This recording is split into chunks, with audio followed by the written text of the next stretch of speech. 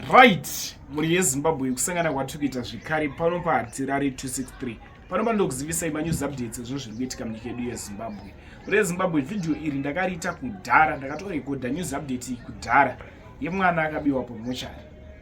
Zvisinei chitunha ichabiwa pamochari, vanhu vakabirwa mwana uyu takazoenda kunobvunzurudza kuti makamuwana here mwana.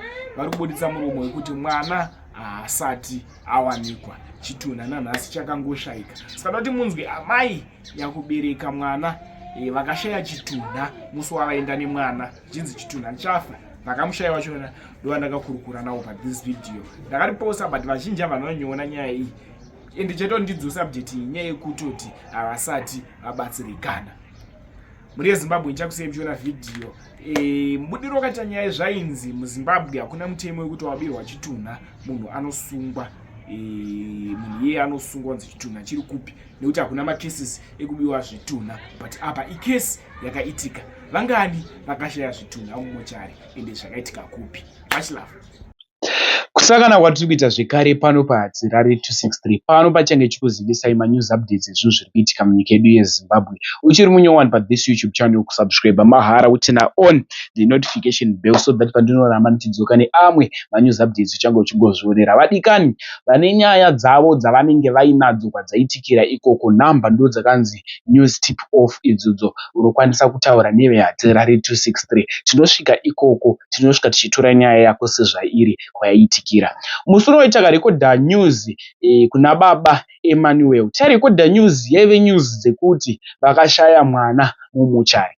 Makatarisa video ro riripo pana pathis YouTube channel ende vanhu vanga vachida kunzwa side ramai Emmanuel, side ramama vachitaura side ravo kuti zvakamira sei. Mama makadii? Ndiripo hangu makadiwa komana. Tiripo. Patakauya kuzotora news kuna Dedi, mama vainge vaenda kuchechi saka takazotadza kukurukura navo. Mama, mukakwanisawo kuzivisa mhuri yeZimbabwe kuti zvakafamba sei kuzosvika pakuti mwana ashaike pachipatara chekunoku Chitungwiza. Chinonzi chi? Chitungwiza hospital ndokwakashaikira mwana mumuchari. Munokwanisa kutaura? Makadii henyu mhuri yeZimbabwe. Ndinokwanisa kutaura nyaya yangu. Chakaitika ndechekuti mwana aichema masikati. Saka kumafofo mwana akabva atanga kugomera. Atanga kugomera pandaenda paSt Mary's paclinic. Vananzi enda naye kuhospital kuChitungwiza. Ndasvika kuhospital kuChitungwiza. Vandaenda pareception vandabvutisa card vananzi endai naye kuPids. kuPids ndiko kunorapirwa vana. Vandaenda kuPids, vandasvika paPids vananzi zvonitengai ningirike kanonzi katuma kondera tunoiswa madrip evana vatenga vaiswa drip oxygen, vaiswa paoxygen. Ndakagara akaiswa kuma4. Mama, mwana uyu akaita nguva yakareba sei asingamwi mukaka? Haana kumboita, aitoyamwa mukaka asi ainwa mukaka achiita zvekuita zvekuti aita zvekubvuta mukaka zvinhu zvachigomera mbijana achinwa mukaka aitomwa. Alright. Aitoyamwa mukaka. Ende anga asati amborwara achidaro? Anga asati. Alright, kondinya iyi. Saka zvadaro ndo pandikanzi nanesi chitarisawo nemwana wake zvinezvi patamisa oxygen zvachinja mafemero yanga achiita nokuti aigomera. Saka inini ndakuita sei ndakuenda uchimirira wa6 pano manesi achauya na6 achaita sei acharapa mwana uyu. Saka wa6 wakazouya kuma7. Wauya kuma7 wakasvika vatora mwana temperature yake ngeri pa36. Watora mwana uyu temperature wakadzoka futi vawatanga kuisa mwana vanditi kamirai mwana mukaka mukapu, ndakamwira mwana mukaka mukapu vandatora vanditi nesi ndipe mukaka wacho nditese ndipe mwana mukaka vandawapa nesi vatomwa mukaka achitomwa chaizvo mukaka kuti mwana akuita sei ari kuyanwa anga kutonyatsa kuyamwa mukaka wake. Saka zvadaro ndopa wakabva watanga kuita sei kuisa tsono. Tsono yaiswa paima? Tsono ikaiswa pauro. Wakaisa tsono pauro. Zvairevei? Makauzwa? Handina kuziva kuti zvairevei kana pakadhi wangu asina kunyora kuti chirwere chipi chainge achimuisira tsono. Saka wakamisa tsono pauro watomisa mushonga. Iye nesi nesi ainzi nesi Mudarika. Vaisa mushonga. Vaisa mushonga. Mushonga uyu wanga wakanyorwa kunzi chi? Handina kuziva kunyora kuti handisiri ndikaenda kutenga nokuti wakangoya wakaisa wakabaya mwana wakaisa mushonga iwoyo. Tsono iyi yakaita zvekubayiwa kupreswa? Wakaisa paura. Alright. Saka ndopandikatanga wasati waisa tsono ndikavati sekuru madii kuti mwana musamuise henyu tsono, madii kumubaya direct kambida kuti se muchimubaya direct. Saka sekuru akabva nditira hasha vanda iwe unotudzira zvokuita here. Saka panguva iyo ndikabva ndapera pawa ndikati saka hapana kuti handichakwanisa kubvuma. vanangonyarara vavakuita zvavari kuita pamwana. Dhokta akasvika, dhokta akangosvika vaatarisa maziso emwana vata maziso amano ibruchi amene blue eye wakataura chi dhokta vaatogara pa achita se achinyora manotsi blue eye exactly achinyora manotsi akatogara uko. Saka nesu achipedza kuisa tsono wakabva watanga kumutora ropa pasi peguvha 1 2 zvaitirwei makaudzwa kunzi zviri kurevei? handina kumboudza kuti zviri kurevei nokuti handina kukwanisa kuti ndivabvunze nokuti wakanga watanga kundiitira kare hasha, saka ndikaenda kuita se ndakutya kuti ndiite se ndivabvunze. Saka zvadaro bva tagara. Sekuru ayo ndopa wakazoti muzukuru mwana wako uyu wanga wakumubata tsoka kumakumbo kwake, wakamubata tsoka wakati muzukuru mwana wako uyu ropa rake anenge asisina ropa. Ndikati ropa raenda kupi? Chinga ropa rakanga anaro. Kana muchiti asisina ropa zvikurevhu watora chigunwe changu bva wachisvina kudai uri kuona iwe tikakusvina chigunwe chake ichi chinobuda chikubuda ropa, asi tikasvina tsoka yemwana kuchigunwe hakuzi kubuda ropa. Mama sori nekukukatai, mutorwa wakaitwa ropa pamwana pasi peguvhu makaonerei kwarakaendeswa kuti hameno zvakafamba sei? Ropa ndikariona napana kwarikaendeswa, wakaisa rimwe racho ngeri patebhuru yavanisa inogara mabhiro avo. Umwe wacho wakazondichinja pabhedhi, ndakaenda pabhedhi namba 5 ndo wakatakura kapepa kanga kanamirwa ropa rimwe rechi2 kanga ari pabhedhi papo. Saka time yatikazoningira mwana ropa riwakarikisa munhu tumwe tumadhiro padenga wachienda korasa bhini, ropa randozodzora wakaripamisa sei. Alright, vabata gumbo remwana chichakazoitika vachiti mwana hachisina ropa. Wakati mwana hachisina ropa. Ndikati saka muchiti mwana hachisina ropa ndoita sei? Anzi aiwa tikungotaurawo zvedu, asi next time kana mwana uyu akwanisa 3 years anga anoguvhu hombe. Kana akwanisa 3 years anozotariswa henia. Ndikati kweizvezvi anzi izvezvi hatariswe henia nokuti ari kurwara. Tatotaura nasekuru ayo tatogara. Nguva ndopakazoya nesu uyo vaisa chigunwe chake nesu wechikadzi nesu vaisa chigunwe mukanwa akaisa pazasi perurima. Handina kuziva kuti aizviitire vabata pasi petsoka pake pamanuel. Handina kuziva kuti aizviitire. Time ndopa wakanditi tiende motenga mushonga wamanyorerwa nadhokta. Ndikaenda kufamasi. Mwana makamusiya imomo? Ndikamusiya imomo. Ndikatoudza amai vangu ari panext wangu ari mwana airwara malaria. Ndikati munitarisiro chi mwana wangu? Ndatomhava ndanzikasika kumhanya uende kotenga mushonga. Chiwa ndikamhanya ndakarambeta 5 minutes ndatenga mushonga inotumakanyiyo ndauya nato. Wasvika pawangobaya mwana uyo mushonga uyo wakamisa futi nepasi nepavakambobaya netsono. Wamisa ipapo. Saka hawana kuita maminutes wakabva watakura mwana uyo kubva pabhedhi yakanga ari kwadhokta wamuendesa kwange ndaadhimitwa kubhedhi namba 5. Watasvika ikoko bva ndatevera bva ndatarisa mwana wangu ndikati mwana wangu ziso rake rabuda nei kudai so chii? Bva ndasimudza mwana bva ndamumisa mumaoko. Bva ndada kuedza kumumisa mwana mukaka nesirinji yenda musvinira mukaka uye hauchapindi akudzosa mukaka. Bva ndagara ndinzwa mwana akugomera. Ndopa ndikabvunza amai vangu vari panesi ndikati mwana wangu inzwa zvaari kuita. Ari kuita munhiko nekuti munhiko uyu wandimunoziva munhiko uyu wekuti kana munhu adya chimwe chinhu chikatonhora anoita munhiko chichi. Ndikumbira kuti mvura tonodziya ndite sei ndipe mwana uyu pamwe zvinogona kuita se kudzika kana umupati mvura kuti akandomedza mbijana. Asi ndikaona kuti mvura yayo hapana kuyaita se kwayaenda. Bva ndagara funga ndambogara 5 minutes bva ndatanga kuona achitwasanudza makumbo kudai so. Ndikati mwana anorara akabhenda makumbo akutwasanudza makumbo nei? Bva ndabata nhunha yake iri kutamba kufema achifema, asi hazvina kumboita kana kuti 3 minutes nhunha bva yangoti hwaka bva yangonyarara kawani iye bva yangonyarara kawani vatodzora maziso vatovhara. Ndopa ndakabva ndasumuka ndadedza nesi ndikati nesi yamuone zvaita mwana wangu haasi kuita se haachafemi. Nesi uya wakangosumuka wabva wamutakura mwana bva wamuendesa pabhedhi. Wasvika pabhedhi ipapo bva wadedza sekuru ayo bva watora oxygen wakupomba wachipomba ipomba chichubhu changu akabata wachipomba sekuru achidzvanya dzvanya pachesta. Saka ini ndikaramba ndikamira ndikawatarisa ndikati sekuru mwana wangu ichi Mufunga ndikwabvunza kanenge ka3 hawana kundidaira. Kechi4 ndopa wakatora cheya sekuru apa. Wandita gara pa muzukuru pandagara. Wandita asori muzukuru mwana wakafa. Mama, timbomirira ipapo. Mwana pamakatanga kusvika naye pachipatara.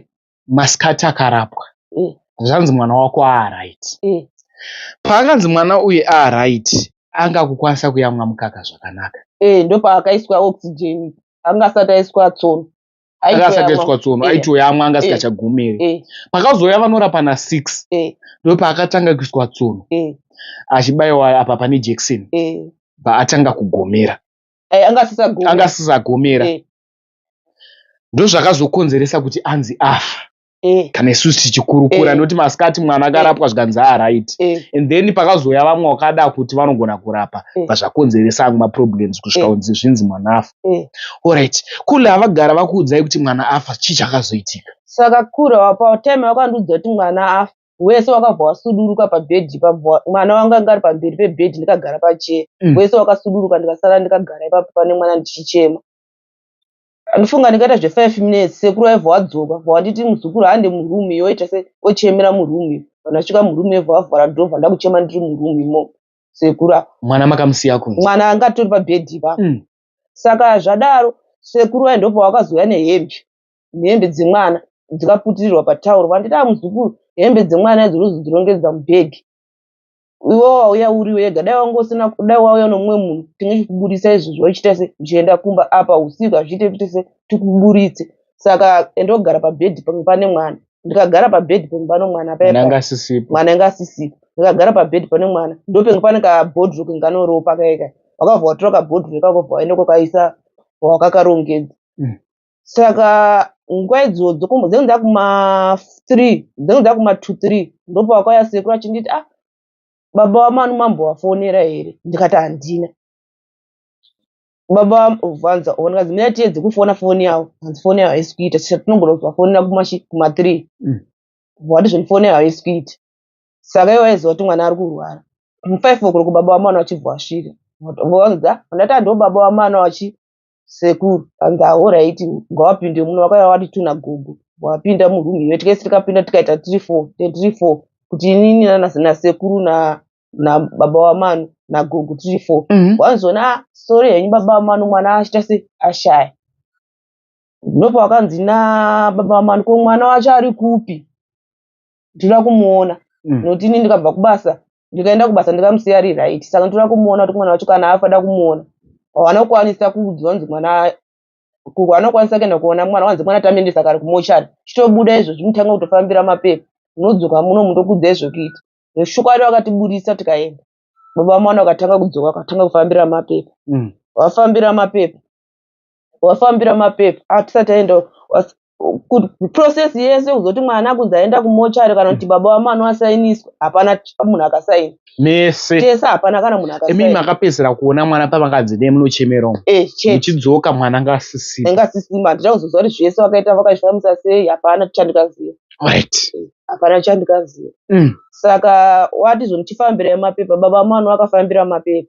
Iri sandi. Wachipedza kufambira mapepa kwenguva doko kuma6 vanozona amai wamwana ngwauye nechi mangwana makuseni ngwamuke na7 waone kadhi remwana ari kusikeni no birth record nechitupa chawo. Nokuti mwana wanga asina birth. Chokwadi tikamukira 7 o'clock tikasvika. Pachivhura paofisi pacho. Vatabvunza tikatiiswa bamai wamanu chichi. Wati zvoni dhokita anosaina mapepa aya asati auya mbumira. Ndifunga tikagara kusvika na11. Tisati taona kana munhu dhokita wacho auya. Kuma past 11 ndopatikazodedzwa kunzi uyai. Ndasvika patanzi ndipe chitupa chenyu nekadhi remwana nebirth record ndikavapa. Wanyora mubhuku. Wanyora mubhuku wanditi chisaina yapa. Chiendai kurumu yekumochari modhindira. Moenda kunyaradzo motora birth remwana neburial order. Chokwadi tikaenda tikaita izvozvo. Tikapedza 2 o'clock. Ndada kukorekta mwana. Takukorekta mwana. Kuti anovigwa. Anovigwa box tawapa. Chigumbeze wakubvunza amai wamanu chigumbeze chake chiri kupi ndikati ichi ndinacho mandawapa.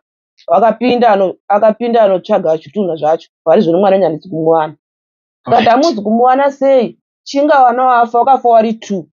Wakafa wari 2 murumu iyoyo. same wanga awana wake ini wangu ndichimushaya chirudzi uye nga ari mudiki namhanu muzoti mashaya mhanu sei mudikidiki achiwanika mudikidiki achiwanika anzi aichimira isati titi tukashanda usiku pano akashanda usiku akakorekta mwana ndiari kuziva pakaita se pakarongedza mwana ndopaakafonerwa mukadzi wevhwa uya abvunzwa bvanzi zvonititsvagira tisikuona mwana kuti ukamurongedza pafunga akatsvaga anakaita 30 minutes zvadaro akabva uya kwatiri muofisi mangu muno mabhuku eyawaishedzera vari zvona asori henyu vabereki nditogona taita mistake ndapisa mwana hanzi unozopisa mwana iye sei iye mwana ainge asingafanirwi kupiswa iye kutaura kuti ongochidedzera bhuku rotuchechi uyu mwana ainge ari mubhuku rowana wahombe mwana angakura sei ainge ane 8 months ainge ari mubhuku rowanhu wahombe saka unozoti mapisa sei mwana iyeyo asi bhuku iroro hamuna kuridedzera madedzera bhuku rotuchechi saka unozoti mapisa mwana iyeyo sei haana kumboita nguva akabva atotiza nesu akabvaenda kogara mutoireti achichema nopakanzi nana sekuru iwe uri kuenda kogara mutoireti chikuru uya ukurukure nevabereki utaure nyaya yako kuti mwana unamufambisa sei ndopaakabvunzwa ana sekuru vacho kunzi imimi kana dai anga achida kupisa uyu anonzi tarendu tarendu acho aifanira kuwanika kana dai anga apisa mhanu tarendu aita sei aifanira kuwanika tarendu wacho akatopiswa kudhara kusvika 22 March saka pakatinesa ndokuti iye aizodedzera bhuku mwana uyu akapiswa sei nokuti vanenge akanyoronza aita se ari kupiswa uyu anga asina kunzi anyora asina kusainirwa nabereki kuti ari kupiswa saka vakazokorekta mhanu sei saka ipapo ndopaakabva ati aizvozvo hatichazvikwanisa isusu inenge yanyaya isiri yedu isi tatangawo makusiyana asi kuzuva richii chikaitika saka chienda kuakuru ndofunga tikaenda kuakuru kwacho ini ndikasara ndikati ini hapana kwandikina ndikuwaridza muno kana ndichida chitunha chechi2 pana mario ndichada chitunha chechingani chechi2 ini handisi kuenda mwana wangu ndikumuda muno nesu wacho ngawaitipedzerane muno nesu yakaramba kusvika 6 o'clock haana kana mbouya vanhu vaenda kuno vakuru vanzoni mangwana kuseni na7 kuri kuyai kuno kumakuseni shuwa tikaenda na7 vakuda kutanga kutaura nyaya yavo vakuru vacho unati inini ndoda kuti munhu akaita zvizvo ngauye paground ari kuti akapisa mwana ngauye paground achitaura nyaya yake ndopavakati zvoni mirai tenge takuruva tichamudedza vati zvoni isu tamudedza isu tamushedza tikamubvunza nyaya yake haasi kutaura nyaya iri straight nyaya yake kuti tamubvunza kuti iwe ukatora bhuku nopeji ukasumudza bhuku nopeji unati unotonzwa kuti bhuku uri kurema peji harizi kurema saka unozopisa sei mwana iyeyo plus iwe wakutaura kuti wapisa hausiri we unopisa vanhu kuzotaura kuti iwe wati wakorekta hausiri we unopisa vana iwe unoona nezvekukorekta vana uchirongedza hausiri we unopisa iye basa ukanga wapedza basa na3 iye anopedza basa akanga rohusiku achipedza na3 6 o'clock unikwakuya vangu saka oti mwana apisa chirudzi saka isusu tikushaziva kuti nyaya yake iri papi nokuti munhu ano 15 years ari pabasa iye ano 32 years ndopatikabvunza kuti kana muchiti 15 years ari pabasa ndopatikati zvoni isusu kana ano 15 years pabasa iye ano 32 kureva kuti akapinda basa ano makore mangani uyezve basa rinoitwa makosi kai akazoita makosi acho achizotanga basa rianomahambiri akadii saka tikaona kuti izvi kuita sei kuti vhara kwawaitiita ndopatikati zvoni inini zvese zvamukutaura izvozvo ndikuda munhu wacho auye paground ndopaakauya mukadzi uye vati sori henyu madha ndinogona ndikapisa mwana wenyu panguva iyoyo ndikachema ndikamuti izvo ndikuda mwana wangu izvezvi zvako zvakutaura kuti ukapisa mwana wangu ndikumuda aupise mwana womunhu asina kusainirwa ndopavakabva pauya masekuriti yacho vanzi aiwa mirai zvinogadziriswa mai manu ndanyarara ndopavakazoti vakuru vacho isusu kana ari mushandi wedu tinogona kumudzinga basa kana kumusungisa asi imi takuda kunzwa kwamuri tinogona kubhadharai ndikati hamutibhadhari mwana ndiwari kuita sei ini ndikuda mwana pano ndiwati kuda mwana dzanyanya ndichaigona chivhina nomuende kupolisi bhokisi tikavasiyira nechigumbizi chemwana tikasainirana pasi shokwadi tikaenda kupolisi vatasvika vatavhura dhoketi tikavhura dhoketi musi wa8 kubva musi wa8 8 9 10 11 vataenda kupolisi musi wa11 vataenda kwamakoni musi wa11 kukoti nyaya yaenda kupinda kukoti ikaperera mapipi yaperera mapipi ndopavakati zvoni isi hatina chaji nenyaya ipi iyi nokuti muno muzimbabwe hamusati kwaitika chiitiko chikadaro chokuti munhu angapanga shaiwe mwana muchipatara kuti kana kuti pangashaya chitunha hatina chaji yacho, saka tauda kuti chaji chabva kuministry of health ndovachatiudza kuti tichifambisa sei kana munhu akadai, uyezve vanozotozomutonga nomutongo kuti atongwe nomutongo tichiziva kuti mutongo ukati ichapta ikati. Saka kubva ipapo kusvika izvezvi hapana kana chirikufamba kusvika zvinezvi. Mhuri yeZimbabwe ndofunga manzwa mai Emmanuel vachitaura saidhi ravo, ndivo vakaenda nemwana vachida kumurapisa mwana kuzosvika pakuti mwana akazotisiya akafa. But afa kudaro mwana uyuyu havana kuzomuwana zvachose, havana kumuviga, ari kunzi akapiswa. But kupiswa kwari kunzi akaitwa, chokwadi chachona chiri kujambwa jambwa chisina kubuda. Iye nesu wachona ari kuti akapisa mwana ari kunzvenga nzvenga. Kutaura kunoku haana kusungwa, handi atoripo pabasa izvezvi, aripo pabasa ari kutoshanda, haana kusungwa. Zviri kunzi muZimbabwe hamuna mutemo wakadaro wekuti chitunha chinoshayika kana kuti chitunha chinobiwa, saka haakwaniswe kutongwa ari kunze, haana kusungwa, ari kutokontinya kushanda. Vadika ndokumboita zvadofika mucomment section maererano nenyaya iyi. Tapedza kukurukura namai Emmanuel. Zvinorwadza, zvinosirisa kuti mwana wako enda naye kuchipatara obva afa asi mutumbi hamuna kuuviga. Zvinorwadza. Much love.